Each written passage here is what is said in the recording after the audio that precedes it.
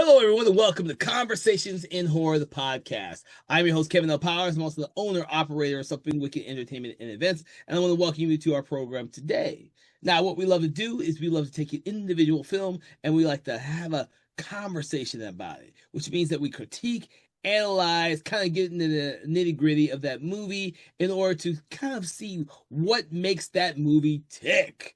Now, that being said, we have decided to delve deep into all the different subgenres of horror from all the many different decades out there to give you a kind of a really good overview. So we hope that you have been sticking with our show in order to actually hear some of the amazing conversations that we had and some that we are going to have coming up. That being said, let's go ahead and get right into the film that we're talking about today. But first, let me introduce my special guest for today's podcast, which is Mr. Philip Ray. I want to thank him for joining our show today. Thank you for having me. Yes, it's always a pleasure, especially when we're talking about superhero horror films. And we are talking about one of them today as we delve into the film Blade from 1998.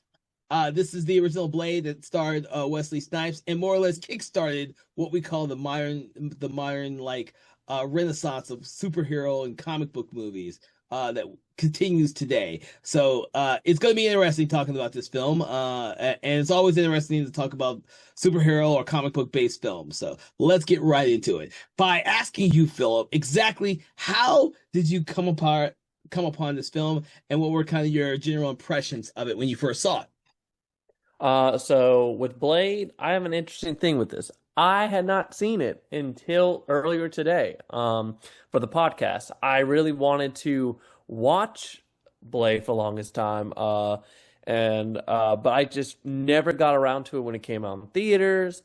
I was obviously too young at the time, and I just never really got the opportunity to watch it until I finally said, "You know what? I want to watch it," and then so I watched it for the podcast, and Blade is interesting. I will just say that for me. Uh, I'll go more in detail, but Blade is very interesting to me. But I want to hear your thoughts.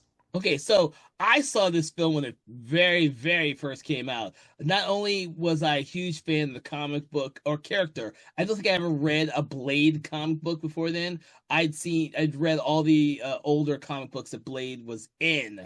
I don't think that when I was reading it, there was an actual Blade comic book. But I was one of Wesley Snipes' very big fans, so I was definitely going to go see it for that one reason. And the other reason is I'm a huge fan of the director, Stephen Norrington. It's a shame of what happened to his career, but I've always been a huge fan of his. And so that was another kind of stepping stone for me to go see this film. And I didn't see this one in the theater. I saw this one and the third one, Trinity, in the theater, but I missed the second one in the theater, which is kind of bad. Now, that being said, I always thought that the Blade character was tailor fit for Wesley Snipes, and the fact that it gave him the most iconic and most interesting character that he's ever played in pretty much any of the films that he's done. And he's done a lot of movies, but this was a character that he kind of was tailor made for. And this first film I think was one of the best films for me that year that it came out, because it took me by surprise, and I actually watched it a lot for like maybe the first 4 or 5 years. I watched it a lot up until the movie Trinity came out. I haven't really gone back to the trilogy much after Trinity was released. But up until that time, I had seen this movie many times. Yeah, it's So, interesting. So the biggest thing with Wesley Snipes is, again, I do not think Blade would be as good as it was, like the series in general, if it was for Wesley Snipes. He really does add so much into this movie, and it's funny of the behind the scenes of how much behind the scenes Wesley Snipes had influence on a lot about this movie and the movies after for a little bit. It's funny because originally when they wrote this, there were three. It took a while for this movie to get produced because it kept going all around. It's funny, different names that were thrown out during the development. So one of them was actually they were going to do LL Cool J was at one point discussed to be the lead. early on when it was still under Marvel developing the movie, and then eventually went to New Line Cinema that produced the movie. And with it, there was only three uh, actors that the head of New Line Cinema wanted for the role. It was either Denzel Washington, Wesley Snipes, and Lawrence Fishburne, which is very interesting because trying to imagine Denzel Washington or Lawrence Fishburne for this role is kind of interesting in a what if situation, but I do think Wesley Snipes was the perfect option, which is who uh, David Goyer wanted. That was the only option for him was Wesley Snipes, and yeah, he Wesley Snipes makes the movie. I do think there's other strong actors in it, but just the charisma he has. Just again, him really wanting like the kung fu stuff and all that. That was a big Wesley Snipes push for it. Like it really like this movie is only really good because of Wesley Snipes. That Ah, being said, I will also say that there are other, I will also say that all the other actors are also just as good. Steven Dorff yeah. as Deacon Frost, he is also really good. Like he is also really good. Whistler, Stop. Krister, thank you, was great. Even the actress that played Karen was also really good. So I'm Boucher, gonna right? revoke my previous statement. The the whole cast was good. The whole cast like is good. It is funny for me watching this movie now, and I have when I was watching it, I have to remember that this is 1998 Hmm. because some of the effects do not age up well. They do not. But I also recognize that the movie was made in 1998, so some of these effects are going to be a product of its time. But generally, the movie doesn't look too bad. I did laugh out a lot though, unintentionally with some of the things with this movie. But uh, but yeah, it is definitely interesting watching it modern day with some of the effects and stuff. But I mean, the intro again is very iconic and Hmm. stuff with the club scene. Although again, talking about stuff that may or may not age well, the effect of the skeletons kind of goes back and forth with me when I was watching that scene. Well, yeah. Well, it's hard to. I think with this film in '98, the effects were extremely well done for the time period. But like everything, when we look at CGI, because CGI has become one of the most popular tools in the arsenal of the filmmaker now, so much stuff is done with created, crafted, and executed with CGI that looking at this now is like looking at the way that the skeleton the vampires were vanquished in Buffy the Vampire Slayer, the TV show, by the way, not the movie. um and I'm not surprised by that. I mean, the thing is, it was cool back then in '98, especially when you see Wesley Snipes doing it. But I will say that the one thing that I did notice now is that some of the stuff for the Deacon Frost sequence at the very end of the film doesn't hold up nearly as well. Uh, it's fine because Stephen Dorff, this is one of his better roles in terms of his evil and evilness, because he does some really good films. Not always the best performances, because he goes both ways with me sometimes. It's funny. I've seen so many things with Dorff in it, and he goes so many different ways with me. Whereas Wesley Snipes, he's usually a pretty, with the exception of one film that I'm not gonna really harp on, which is another horror film that he did later in his career. Most of his films he's been very solid on. I just think that he's so charismatic in this film because he loved the character more than he did in a lot of his other films, and so that shows in his performance in this film. And the second, and even the third film, which he has a lot of gripe over on that third film. Yeah, no, I mean, you can definitely tell he was enjoying the role. I mean, again, like the random weird because like most of the movie supposed to be very, cool and stoic. But then there'll be weird moments where like he gets shot by the cops in the hospital and he goes, "Are you freaking kidding me?" Like he like just completely 180s, and it's funny because it's just it takes you back sometimes, but not in a bad way. It's just like, oh, okay, like I think Wesley Snipes did a great job of making sure to add small moments in the film so Blade wouldn't be too bland. Like he wouldn't be too like dry as a character and stuff. And I think that was really good on his part with a lot of that.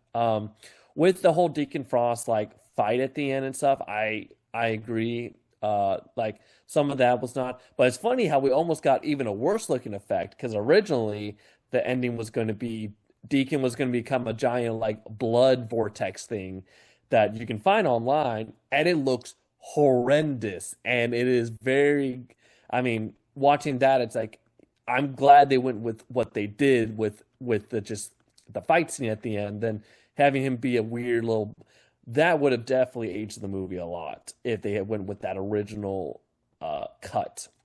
No, I agree Um, with you. I wish I could mention other movies other than American Werewolf in Paris, where they thought they were doing some really cool CGI with the werewolves in that film, but it does not hold up very well in this day and age, at all. The only other movie I can think of is like Dean Koontz's Phantoms, where those 90s, those late 90s movies, the CGI that they were so reliant on to create some of this stuff, it doesn't hold up.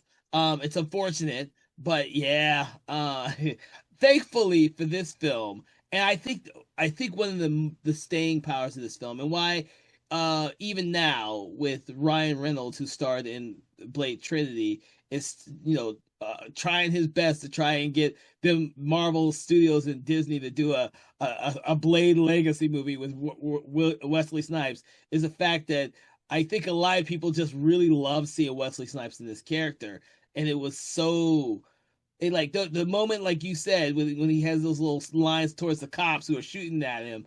I mean, those little character moments, those little actor moments that just would almost seem out of character if it was done by any other character, just play so well with Wesley Snipes' Blade. And I think people like that about this movie. I can't, with the advent of having like Guillermo del Toro direct the second film, and I can't remember but what's his face? I can't remember the director of the third film, but he was also a producer or writer on the series. So it could have been David Goyer for. it was Goyer. Goyer did Okay, the so it third. was Goyer. Yeah, I was trying to remember because it's been a while since I've seen the third one. They all have their own unique style. Like I love this movie, and I also really love what Guillermo del Toro did with his version, with Blade Two, which is very different. And then of course there is a lot of comedy and comic moments in the third film, Trinity, due to Goyer getting a chance to direct and write the film. And Goyer, if you're not familiar with, has done a lot of comic book movies, a lot. So I used to trust him when I saw his name on a Marvel project or any comic book project. He's done more than that, but I think he's mostly known for doing a lot of comic book movies back in the 90s and early 2000s. So Yeah. Uh, Now one thing I would say about Blade, it is very, it's probably intentional, but there's some very like just weirdly funny moments in this. Like probably like the one that I laughed the most was the scene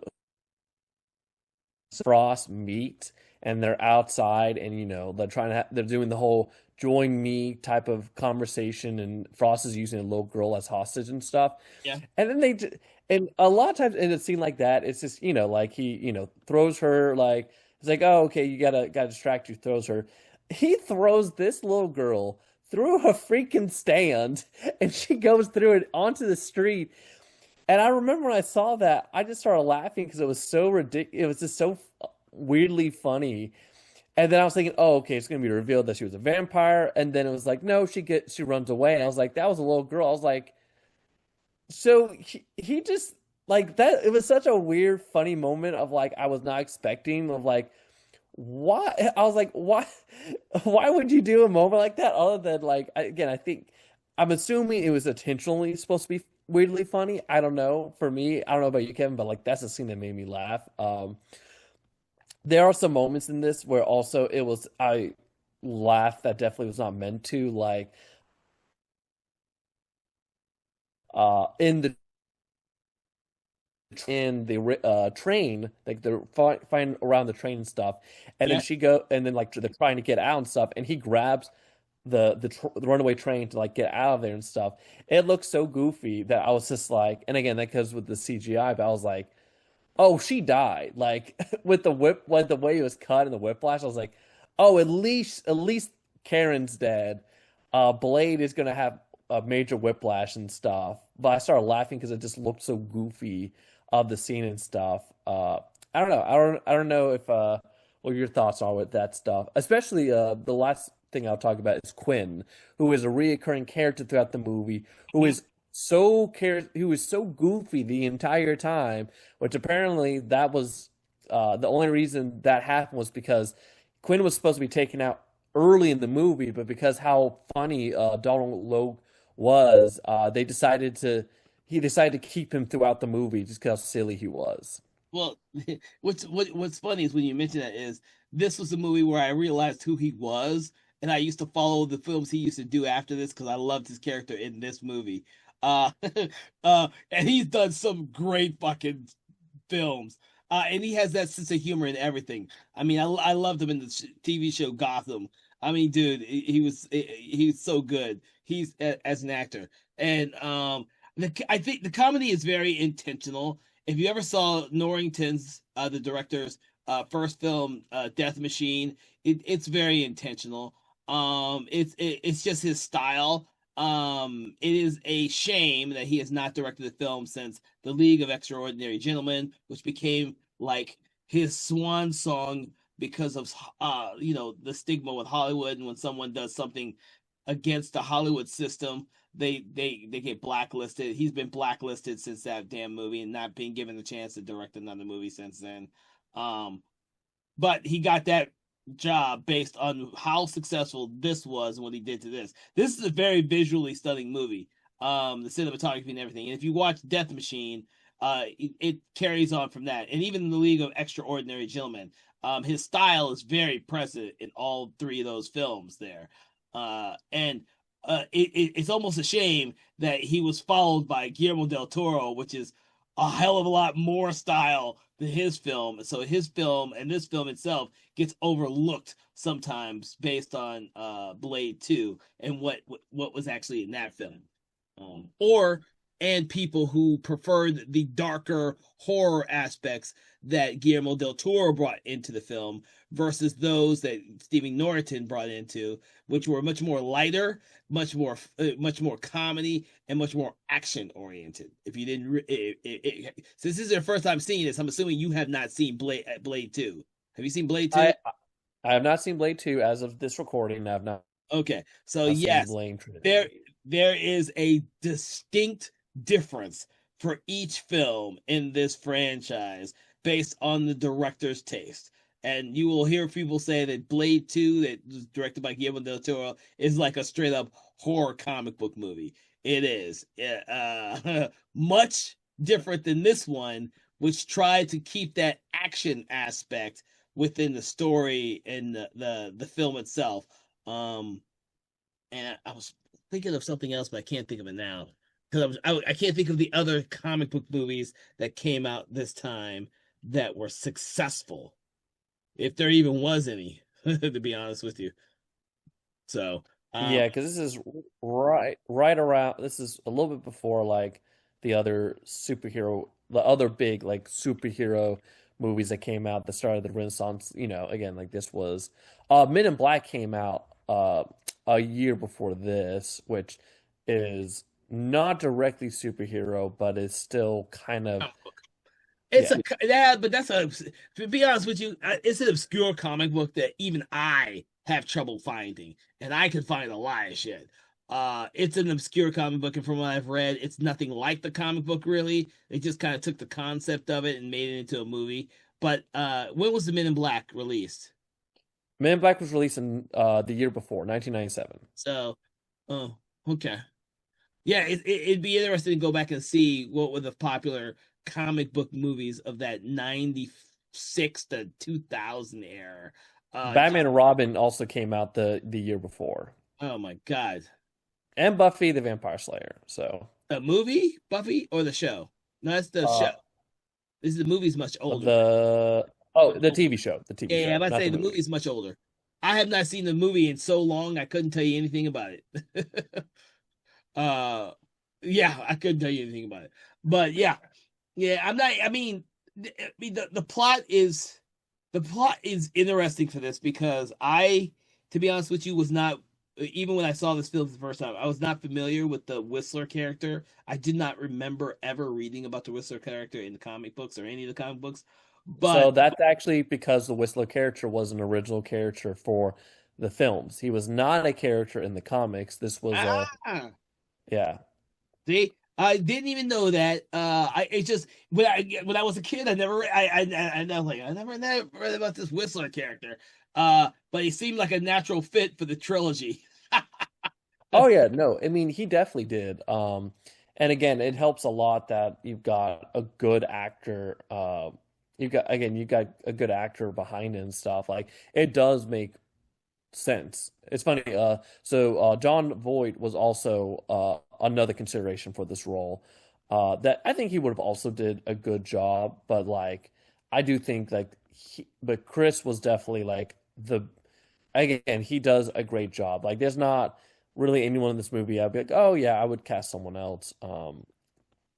Actually, it's interesting talking about other casting stuff. So originally, Karen was going to be white, but Wesley Snipes was like, no, it would be more compelling. It would be better if you could do a black actress, which again, I thought that was good. Of like, 'cause especially back around that time, you did not see again, you didn't have this was like the first most serious black superhero, which was great. Yeah, Uh definitely most serious. The other for everyone out there, I think the only other two was Blank Man and Meteor Man, neither of which took the genre seriously and were more just I based think on Steel also was like the oh one with shit, I forgot about Steel. yeah.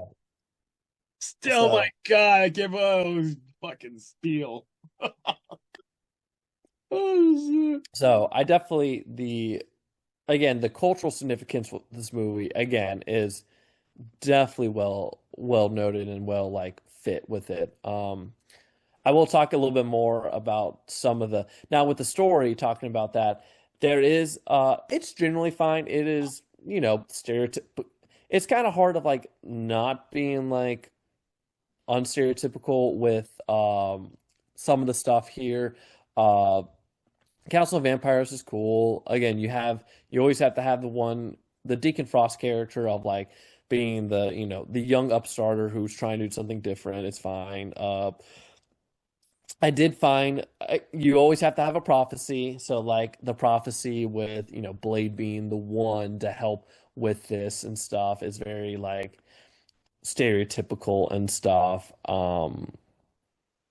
I didn't fully mind it, but I could also see people watching it and being like, "Oh, okay," with a lot of it. I did find the hieroglyphic like the first again look stuff that definitely like does not age well is the hieroglyphic technology that they use reminded me a lot of Jurassic Park of like the all right, we need to show the audience the coding and stuff, so we're gonna make it very visual and stuff, and it definitely was like it was very movieized programming that was just funny because it looked very goofy of like all right, how are we gonna show them?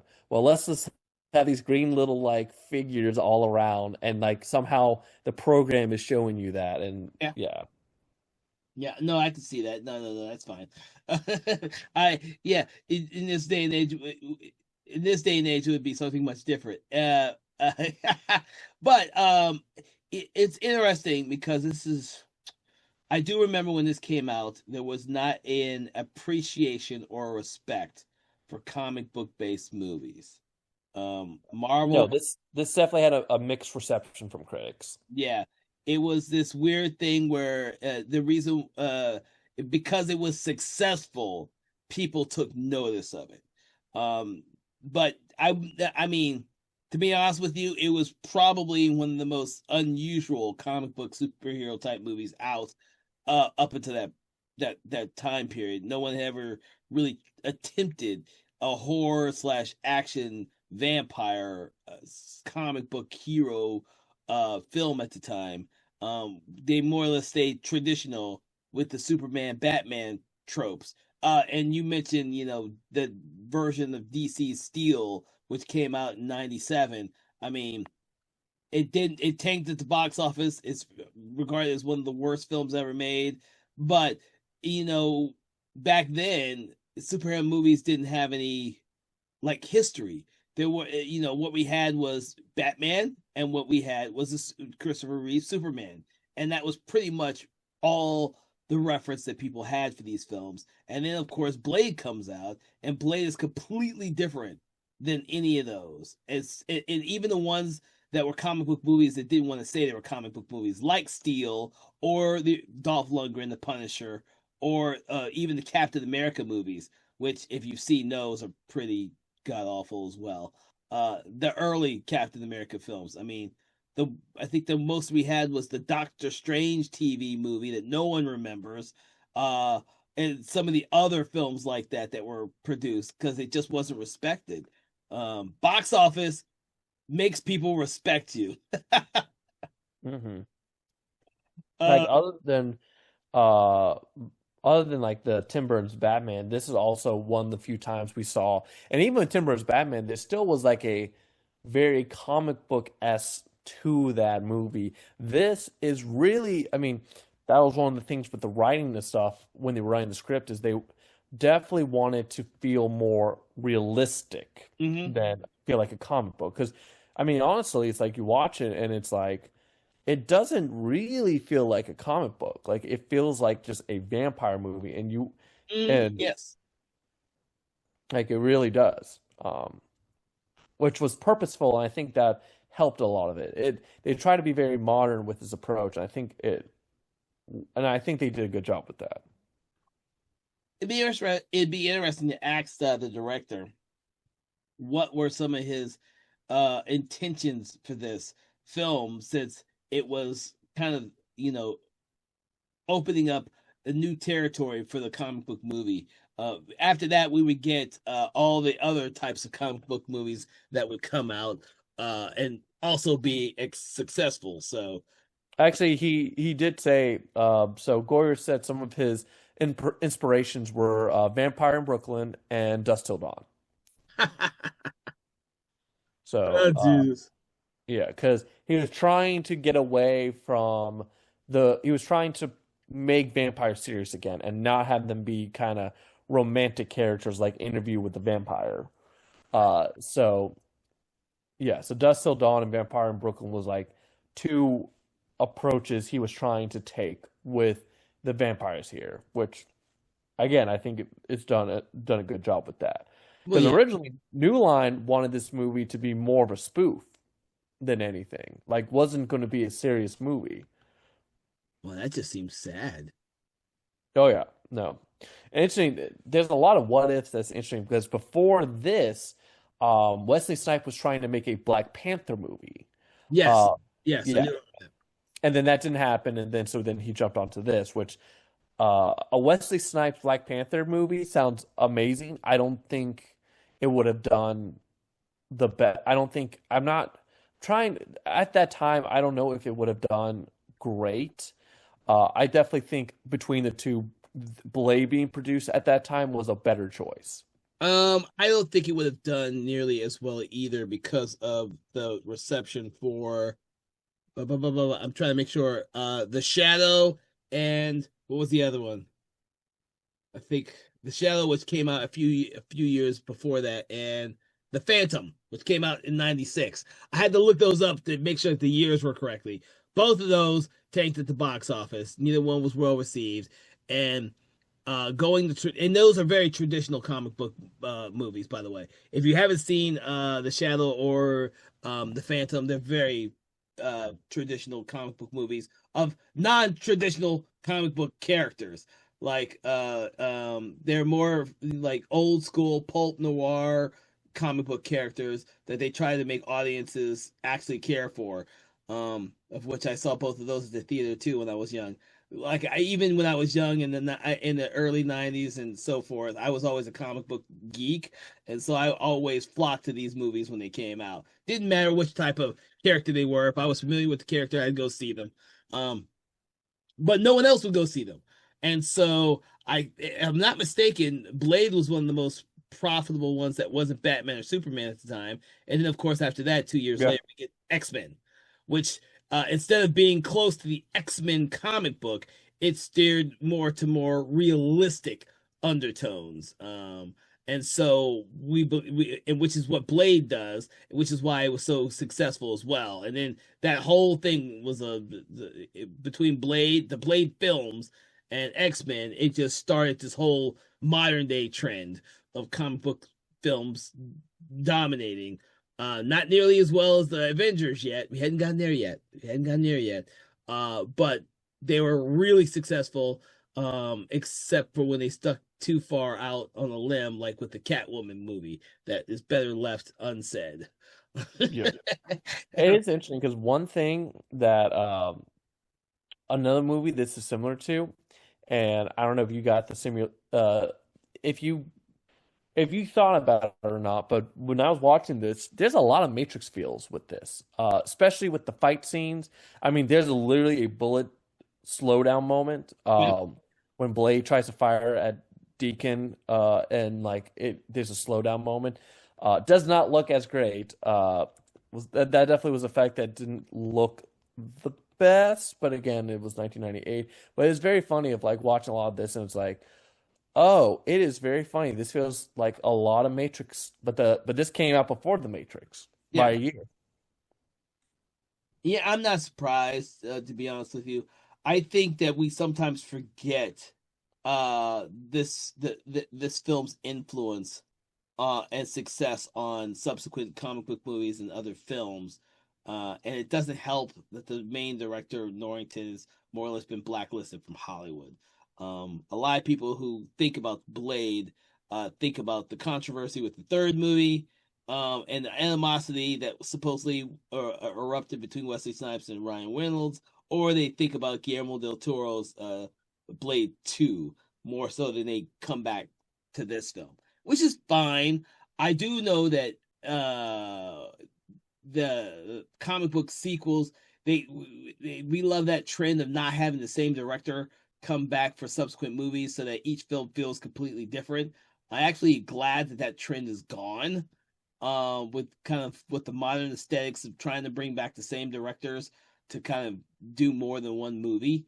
I think that when they do different directors, the audience is not always satisfied with subsequent sequels because they look and feel different than the previous films, and that's because of the director.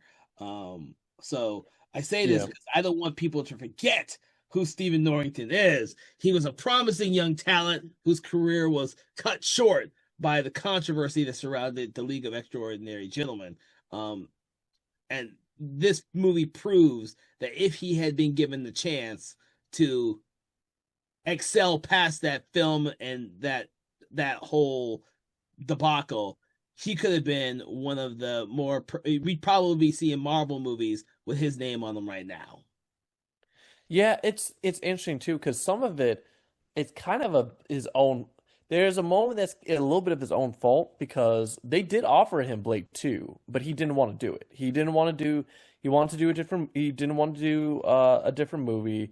So, so they ended up going with Del Toro on this after he turned it down, but because it's interesting because Norrington's Blade 2, it would be a way interesting movie compared to Del Toro's because Morbius was supposed to be the villain in the second. That was in a deleted scene from Blade. Morbius makes an appearance with the idea that, and then he was going to be the main villain for Blade 2. but they ended up cutting his deleted. They ended up cutting his scene in the theatrical cut, and but then Norton's idea still was for Morbius to be the villain in the second one, but then he ends up deciding not to do it, and then Del Toro wanted to go a different direction, so then they ended up deciding not to go with Morbius at all, which is interesting because we ended up getting the Jared Leto one years down the line, but it's an interesting what if of if Norrington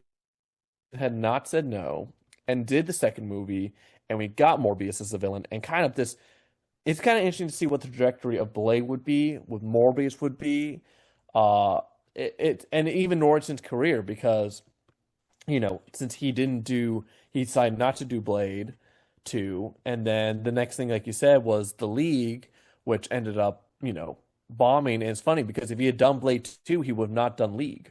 Yeah, yeah. And he still went to yet another comic book movie. Uh, the bad thing about that is he was doing League of Extraordinary Gentlemen before that comic book had fully been released, which is why it is so different from its source material. Um, it's a tragedy. I mean, I could enjoy how bad that movie is. I don't know if you've ever seen that movie. I can Oh, enjoy. I have. Oh, I Okay, definitely have. I can enjoy how bad that movie is, because I've read the comic book, and the comic book would have been brilliant had they stuck to the source material. But That movie was a 2KO because it ended Norrington's career and it ended Sean Connery's career. well, Sean Connery officially said he retired after that movie. We all know that that's the movie where Stephen Norrington and Sean Connery almost went to blows on set on that movie, among other things. And so yeah, it's an interesting story, and I hope that one day Stephen Norrington will be given the opportunity to say everything that actually happened and set the story really straight, because I don't think Sean Connery is ever going to admit to anything anymore. He's just like, Well, Sean Connery's dead, so oh yeah, yeah, that's right. I keep forgetting he passed away not too long ago. I forget what year he passed away in. But 2020. 2020, yeah. Oh, dear. Oh, hopefully it wasn't from COVID. I'm laughing. I shouldn't be laughing at that. I've always liked Sean Connery. I just didn't like what happened towards his end of his career. He's in one of my favorite movies of all time, which is Medicine Man. Don't knock me, people. I love Medicine Man. That movie's fucking brilliant. But sometimes we have actors who could just be a little bit crazy with directors, and young directors like Stephen Norrington don't know how to really handle all of that. Same with Josh Trank, studio Yep. tampering, and it ruined he blacklisted him for the most part. He actually did a movie after the Fantastic. I'm just gonna call it Fantastic Four. I know other people like to call it Fan Four Tastic or some shit like that. Fan for stick. Yeah, it's fucking stupid. I ain't gonna call it that. But and that was going, and we say that, and that was trying to make a realistic Fantastic Four movie grounded in reality. I think I really do like some of the comic book movies that keep it grounded in reality. I can enjoy both the ones that are really like a comic book, and then those that kind of grounded it in reality. I like what this film did, because for me, it feels like a Blade comic book. It feels like the characters feel like Blade characters. I could, if you read the 60s, I think it's 60s, it could just be 70s. I always lose track of the decades when in the comic book Blade used to fight Dracula all the damn time. Tomb of Dracula. Jesus, I had to remember the title. I can't remember the year when the comic books came out, but 1970s. so it was the 70s. Okay, so it was the 70s. I get a little bit back because I never read those when they came out. People, I read them when they were reprinted. So I read the Tomb of Dracula. That's how I came familiar with the Blade character, and I could literally see some of the stuff that Wesley Snipes said as Blade in the movie. Like I could see that for the comic book in the 70s. It was so great. It was refreshing for me in the 90s when I saw that film, for me to feel like that character is like that. Now, I also remember reading, and I don't know about you, Phil. I never actually do you read comic books that often, but the more modern versions of the Blade character that came out in the late 90s slash early 2000s um were much different for me. I think this film kind of harkens back to that 70s Tomb of Dracula phase with Blade, which is what I really loved. More, and I've always liked Blade. I don't know what they do with him now.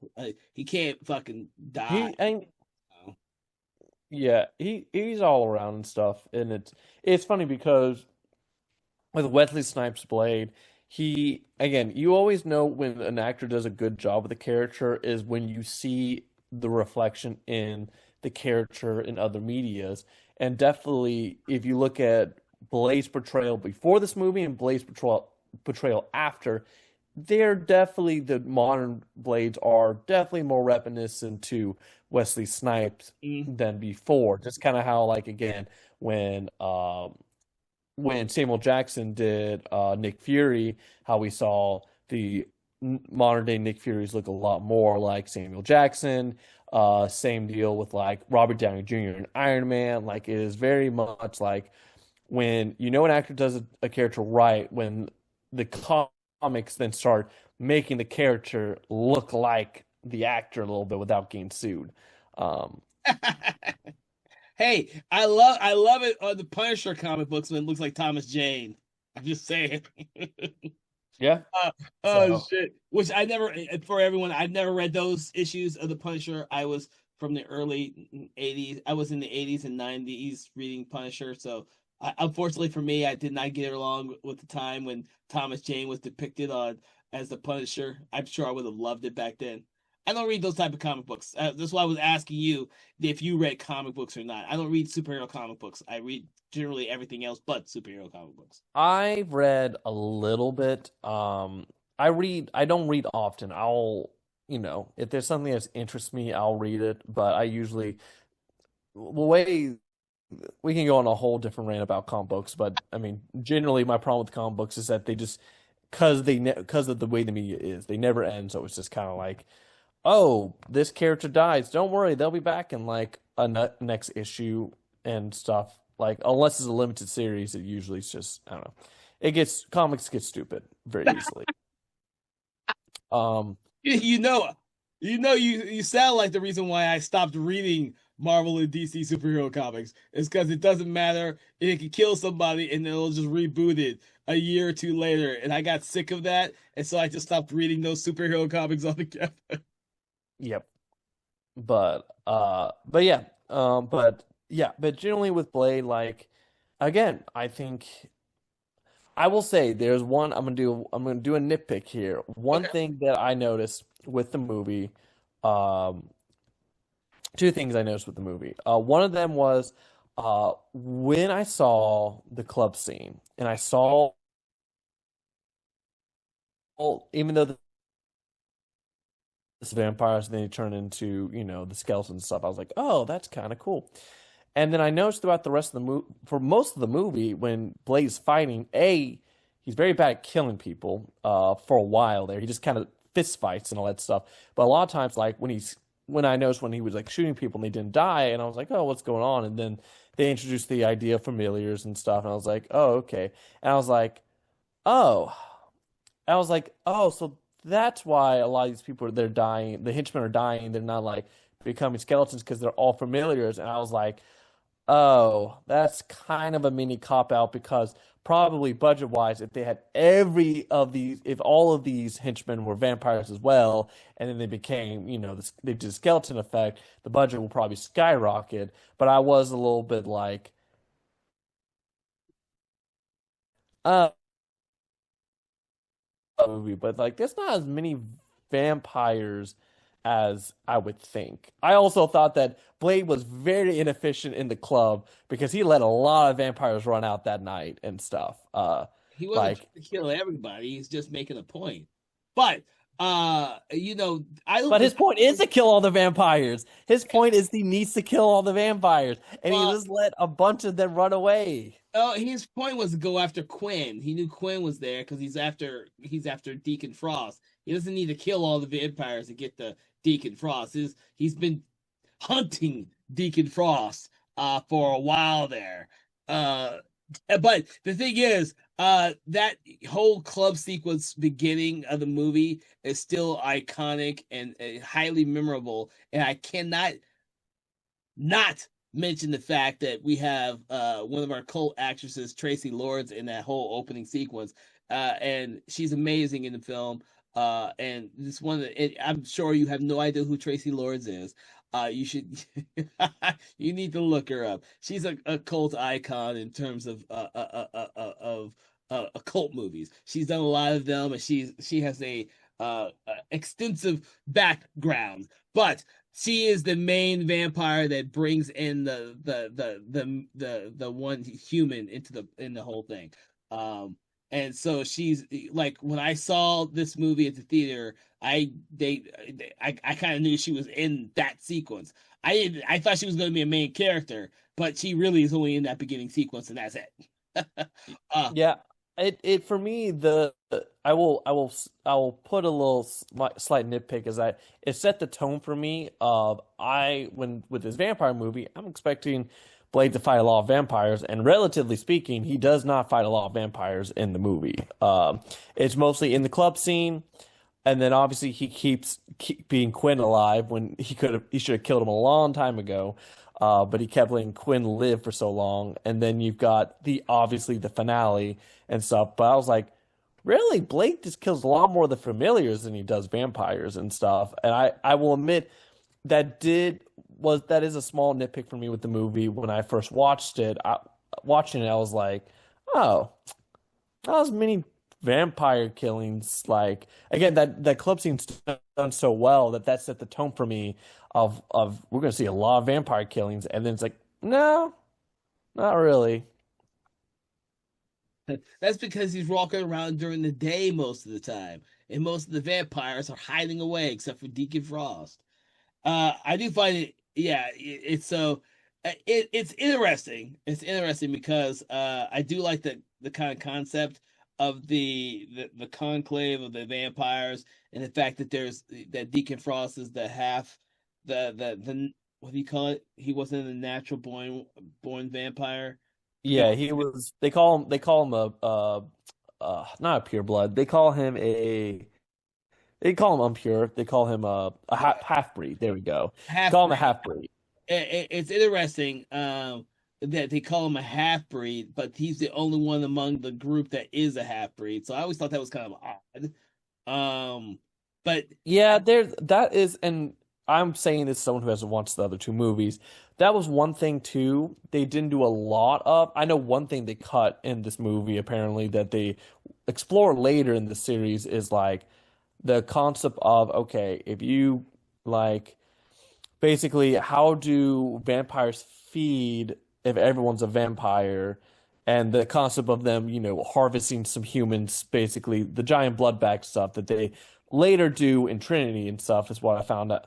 I did research on and stuff, but there was a little bit of like yeah of like vampire anatomy that they didn't go fully into that I was kind of like little interesting because yeah, like you said, we've got this council of pure blood vampires. I'm like, but how?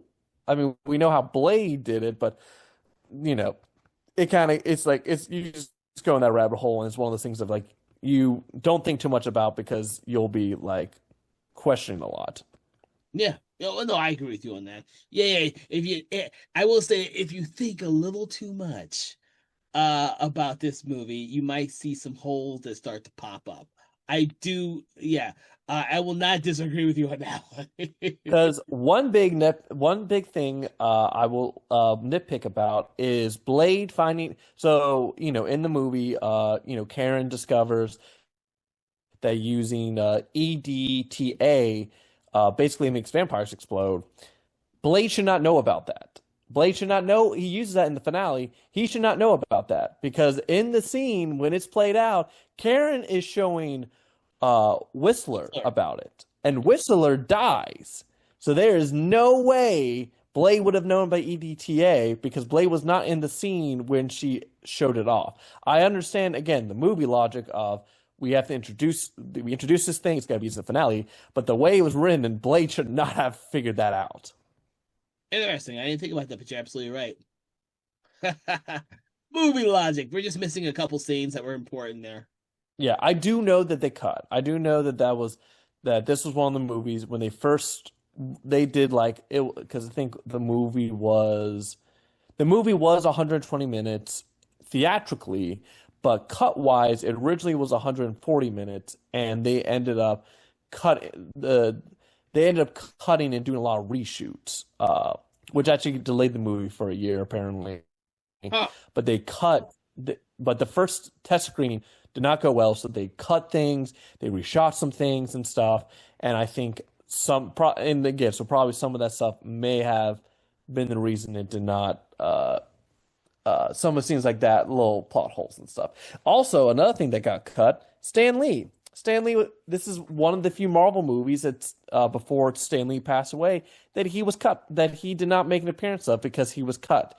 He was supposed to be a cop that came in during the opening scene with the club, but for whatever reason, they ended up cutting him. I think they said, I could be wrong on this, but I think they cut him because they thought at the time the movie was serious and they thought it would have been a little bit too goofy to have Stan Lee make an appearance in it, Interesting. I would have taken that for okay. which is weird It is weird. because 'Cause the movie is goofy at times. I also feel a little cheated that Stanley's not in the film as well. Because I only noticed that this most recent rewatch of the movie. I don't think I really noticed it much when I was younger. I noticed that in this rewatch, I was like, huh, where the hell is Stan Lee at? Stan Lee's not in the movie. Yep, he was going to be in it and they cut him. Oh, That jeez. it was very sad. Yeah, the big one again, one of the biggest changes is uh the finale. The finale was a major change after the test screening because again, they had the blood pool stuff that did not look well, so they ended up doing the sword fight in the end because they thought that looked better, which again, I agree that was definitely the better choice. Yeah, yeah. Hmm. Well, that's the miracle of test screenings and getting notes about your movie. I'm with the exception of the CGI, the overuse of CGI. Let me rephrase it: the overuse of CGI in the climax of the movie. I still really enjoy this movie. I enjoyed it a lot when I rewatched it for the podcast. I was like, ah, shit, I hadn't seen this movie in years. Oh, it's still entertaining as shit.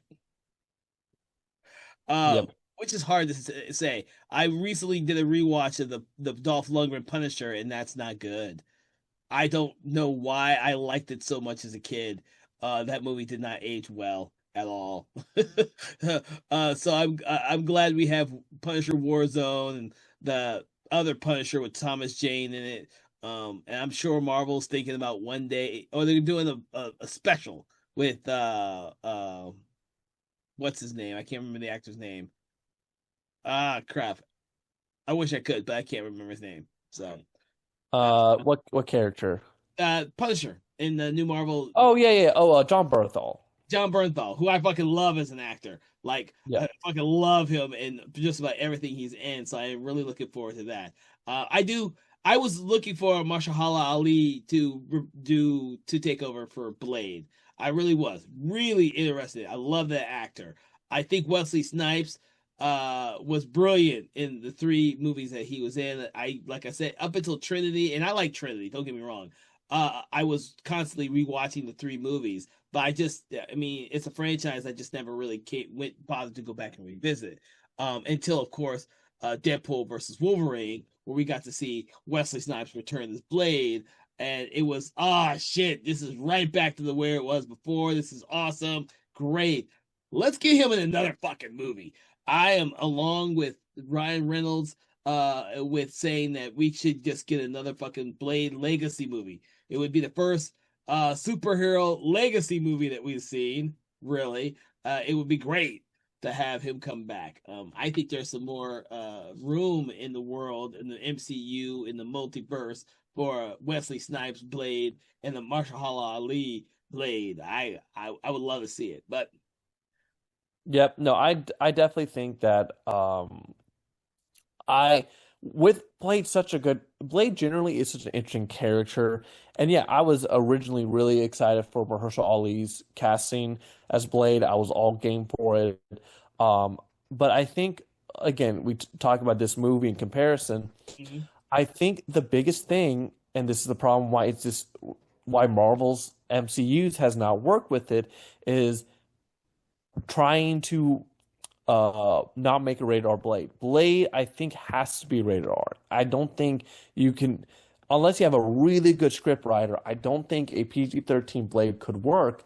And I think that's why it just has not, the movie just has been in development hell because every time they kept trying to not make it, they tried to cut corners with Blade, and you really can't because and that's why everyone loved the small moment in Deadpool Wolverine because we got to see again a rated R Blade and stuff. And I think it's really it's funny because objectively there's not a lot about Blade that really needs to be rated R.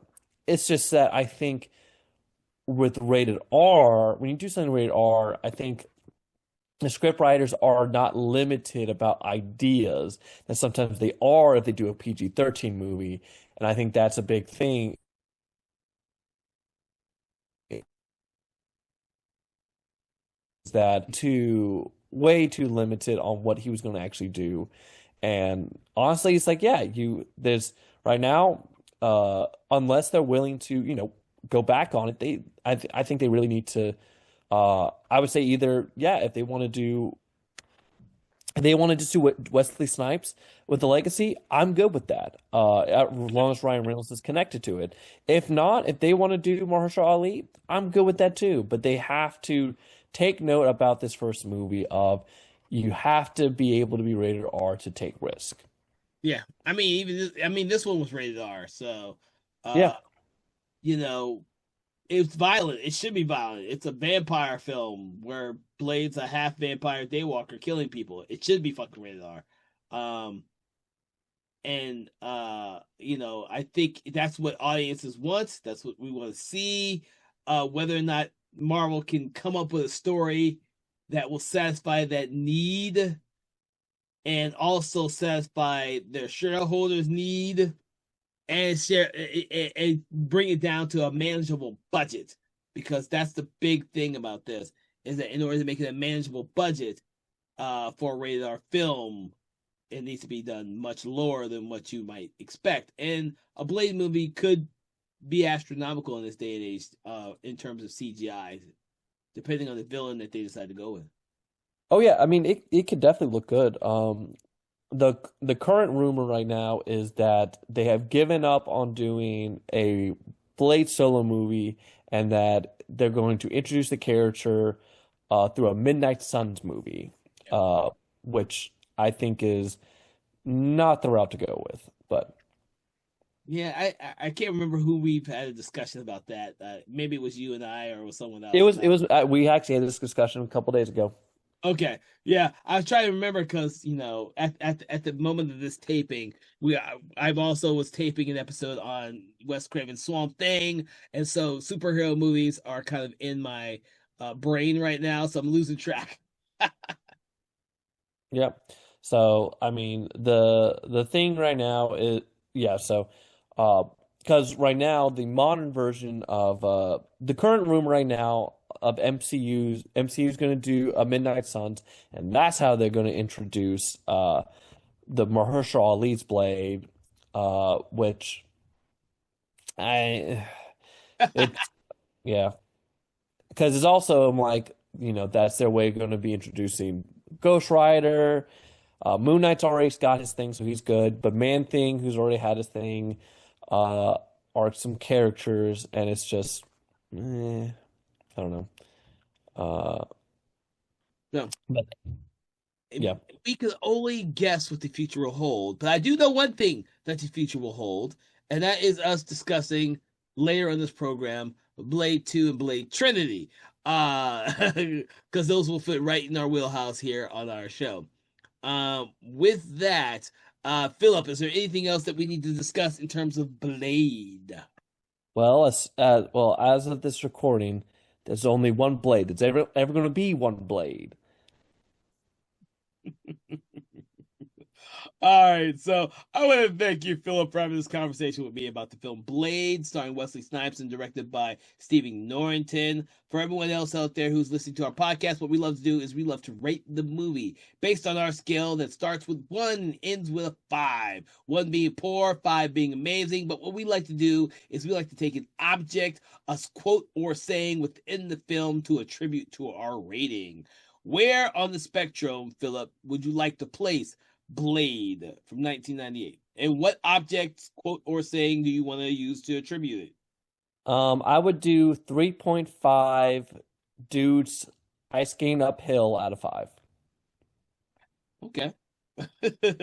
I'm a little bit more generous because I grew up on this film. So I'm gonna give it a 4 Daywalker swords. Because I love the fact that the sword, only Blade can hold it before it splinters or blows up their hands and shit. I love that kind of stuff. If you keep a hold of it too long. Not if you hold it, if you keep a hold of it too long. And that's how I feel about the movie. If you keep a hold of it too long, it may be bad for your health, which is why we have Guillermo del Toro's and David Goyer's sequels, and now Deadpool versus Wolverine. With that, I hope that you enjoyed this show. I want to thank you for joining us here on Conversations in Horror, the podcast. Please make sure to like, follow, share, subscribe, do that thing you do with your favorite podcast and your favorite podcast app, Spotify or YouTube. Also, make sure to check out previous episodes as well as previous episodes on comic book horror movies, if that is your jam. We've done a lot of them, especially last year, and we have a lot more coming up. So please check those out. Also, we also have another podcast, Conversations in Hammer Studio Horrors, which is released every first and third Friday of the month at 8 a.m. Please make sure to check that out as well. And from all of us here, have a pleasant day, and we will see you on the next amazing episode, as long as we are not destroyed by the sunlight. Have a good day. Conversations in Horror is a Broken Lighthouse Pictures production, written, produced, and directed by Kevin L. Powers, executive producer Kelly A. Inoka. All contents and material from this episode of Conversations in Horror is copyright 2025 Broken Lighthouse Pictures.